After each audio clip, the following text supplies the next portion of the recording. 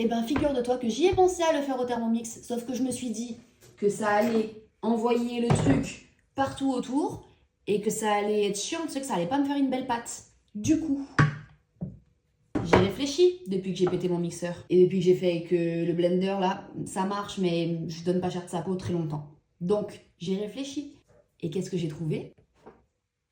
Réducteur de bol, ça s'appelle. On va faire un crash test aujourd'hui ensemble.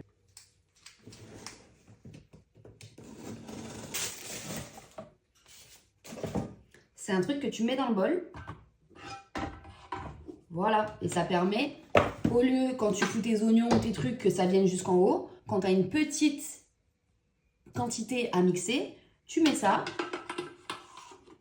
Et du coup, au lieu de mixer sur tout ça, ça vient mixer sur tout ça. Donc, on crash test ensemble aujourd'hui. Aujourd'hui même et pas demain. Alors, est-ce qu'il y a des infos pertinentes? Et en plus, ce qui est cool, c'est que si tu as un truc à émulsionner, genre si tu fais une vinaigrette, et ben tu vois, tu as un trou, ce qui fait que tu peux, pendant que ça mixe, tu peux ajouter ton huile ou ce que tu veux ajouter pour émulsionner. Pas bête, hein? C'est pas fait par Thermomix, mais il devrait. Parce que c'est clairement, si ça marche, quelque chose d'hyper cool. Alors, est-ce que tu vois bien là? Oh putain, c'est la merde. Il y en a déjà plus. Il y en a déjà plus. Donc Bubu, il m'a dit, tu peux me refaire avant de partir au travail? Oh oui. Je t'ai dit, c'est devenu notre truc, notre dessert du moment. Il en reste pas beaucoup. Enfin, je vais pouvoir t'en faire 5. Du coup, pour aujourd'hui, on réduit les doses de moitié. Donc normalement, c'est 3 cuillères à soupe de flocons d'avoine. Là, j'ai mis du coup 100 g de dattes. On va mettre une cuillère à soupe et demie. Une cuillère à soupe et demie de cacao non sucré. On va se refaire avec ça parce que c'était trop bon. Donc une cuillère à soupe de sirop d'érable, une pincée de sel, une scoop de protéines, ça c'est optionnel. Et c'est parti. Alors on met le réducteur de bol en place. J'ai peur.